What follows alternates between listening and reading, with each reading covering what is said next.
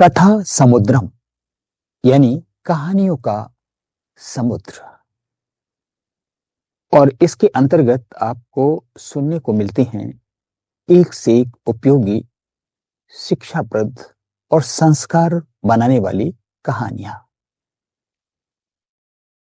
इसी कड़ी में हम आपको आज जो कहानी सुनाने जा रहे हैं उसका शीर्षक है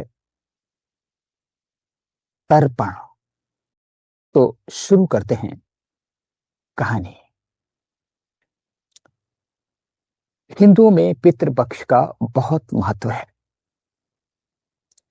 पितृपक्ष 15 दिनों का एक ऐसा समय होता है जिसमें हर हिंदू अपने पूर्वजों को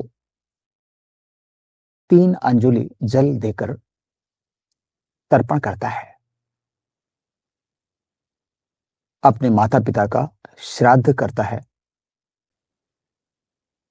एक गांव में एक पंडित जी नदी में तर्पण करते थे और रोज उनको तर्पण करते देखकर एक फकीर उनका उपहास उड़ाने के उद्देश्य से बाल्टी में पानी भरकर नदी में गिराकर जप करने लगा। कहने लगा, मेरी प्यासी गाय को पानी मिले, मेरी प्यासी गाय को ये पानी प्राप्त हो, मेरे प्यासी भैंस को ये पानी प्राप्त हो। पंडित जी ने पूछा कि आप ऐसा क्यों करते हैं? फकीर ने कहा कि आप की चढ़ाए हुए जल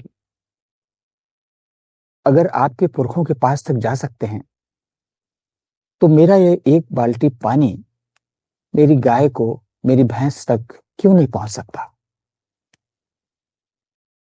और अगर ये जल आपके पुरखों तक पहुंच सकता है तो मेरे बाल्टी से गिराया हुआ यह जल भी मेरी गाय और भैंस तक पहुंच जाएगा।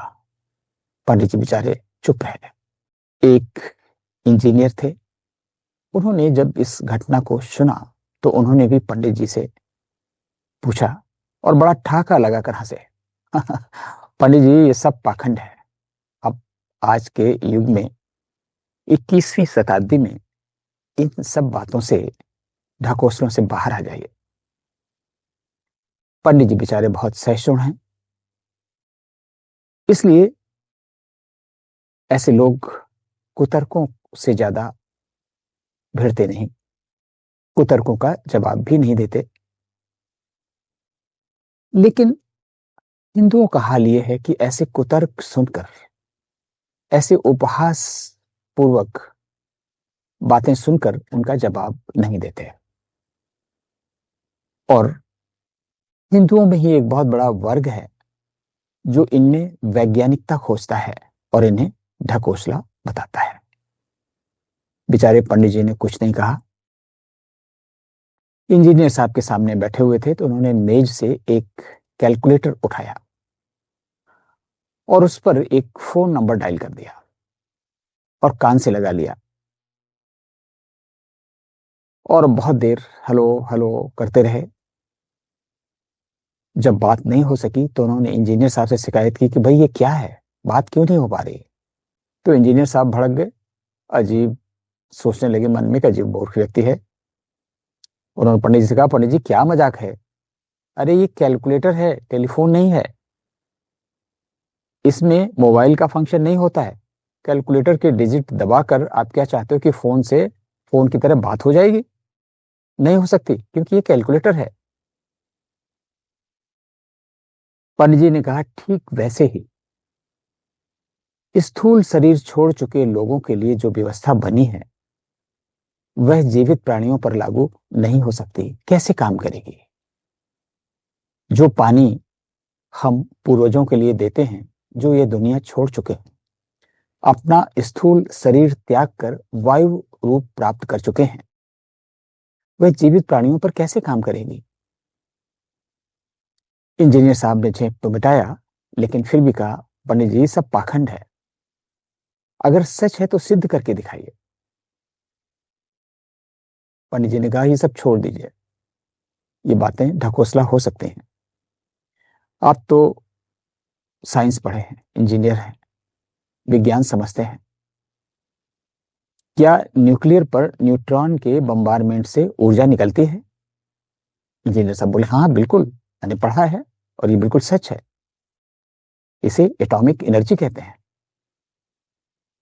पंडित जी ने वहां से एक चौक और एक पेपर वेट देकर कहा, अब आपके हाथ में बहुत सारे न्यूक्लियर्स भी हैं और न्यूट्रॉन्स भी। एनर्जी निकाल के दिखाई।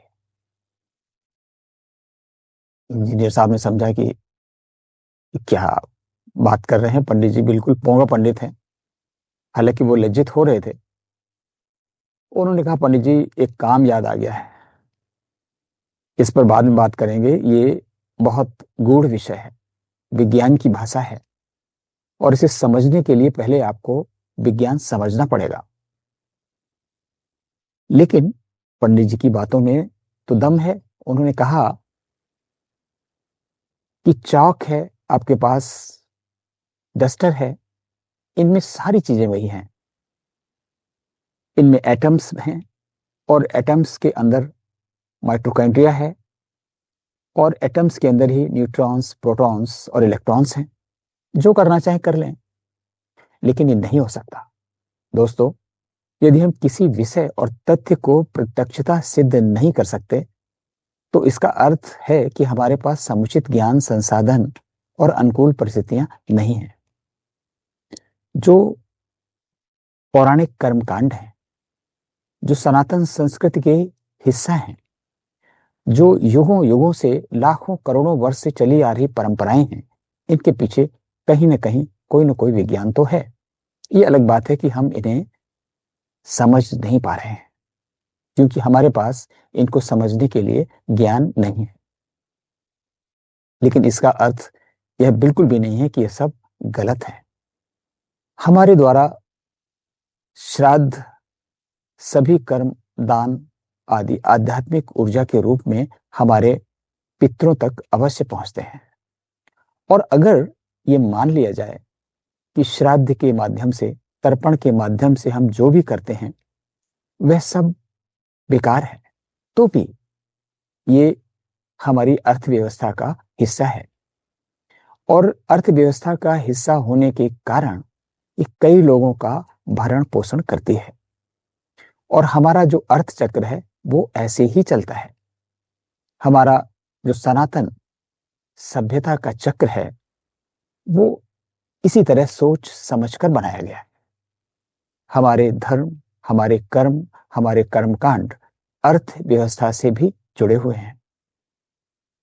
और ये सारी व्यवस्थाएं जन कल्याण में सहायक होती हैं, चाहे वह हमारे त्योहार हों, चाहे हमारे अन्य कर्म हों।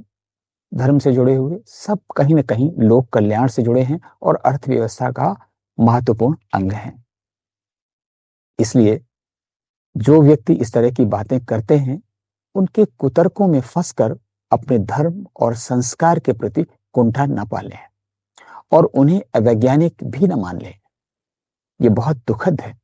हजारों वर्षों से और हजारों लाखों वर्ष पहले जो प्रतिपादित सिद्धांत हैं, वैदिक नियम हैं, हम उनको तभी मानते हैं जब कोई विदेशी वैज्ञानिक उन पर रिसर्च करके हमको बता देता है कि हाँ ये बहुत महत्वपूर्ण है। और इसी का कारण है कि हमारे पौराणिक वैज्ञानिक तथ्यों को जो विदेशी लोग समझ सके, उन्होंने जाने कितने नोबेल प्राइज जीते हैं। आज पूरा पश्चिम जानता है कि पीपल का क्या महत्व है, गाय का क्या महत्व है। लेकिन हम सभी हिंदुओं ने युगों युगों से उनको पूजित है, किया है, उनको संरक्षित कर रखा है। रुद्राक्ष जिसे माला के रूप में साधु सन्यासी पहनते हैं, कई लोग पहनते हैं, लाखों वर्षों से हमारी परंपरा का हिस्सा है। आधुनिक विज्ञान में अब जाकर पता चला है कि यह रुद्राक्ष शरीर में रासायनिक प्रक्रियाओं को संतुलित करने में सहायता करता है। हार्मोन्स के जो डिसऑर्डर है उसको रोकता है और उसे नियमित करता है। लेकिन सभी लोग इसे समझ नहीं पाते। इसमें बहुत अधिक शोध की आवश्यकता है। दुर्भाग्य से यह शोध हमारे भारत में नहीं हुआ, और कोई विदेशी इस पर शोध क्यों करेगा जब तक कि उसका कोई स्वार्थ ना हो।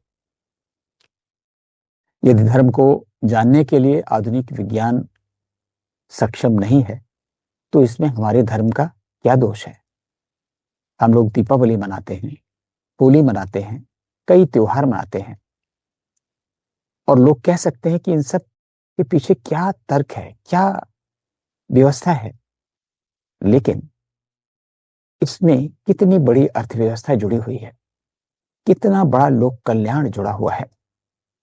कुम्हार से लेकर बहुत सारे लोगों को रोजगार देता है, और इस तरह श्राद्ध कर्म भी हजारों पक्षियों को, जीवों को भोजन उपलब्ध कराते हैं। और ये हमारी परंपरा का हिस्सा है। इसका विरोध करना मूर्खता है। तो ये है आज की कहानी। इससे आपको क्या शिक्षा मिलती है, आप सोचें, मनन करें, और हो सके तो कमेंट में लिखें। फिर एक नई कहानी के साथ उपस्थित होंगे। तब तक के लिए आज्ञा दीजिए। नमस्कार।